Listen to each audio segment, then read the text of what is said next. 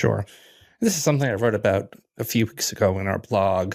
I equated a lot of what's happening here with the Reagan administration in the 1980s and 1981, where before the inauguration of Ronald Reagan, the stock markets went up about 2 to 3%.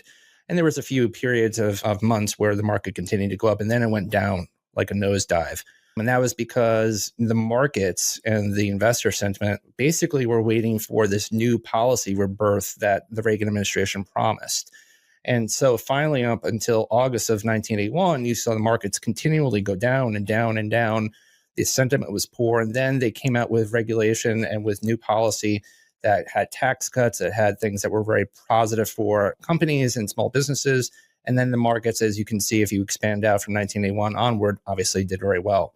And so I think we're in the same place right now, is that we're waiting for real structure. We're waiting for real policy. We're waiting for these things not only to be talked about, but to be down on paper. And so I think that's what we're all waiting for. Whether that starts tomorrow, I think it's a starting point. I don't know if we're going to get anything concrete, but I think it's a starting point.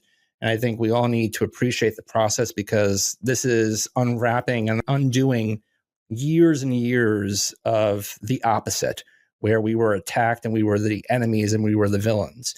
And now we're trying to, change the tables.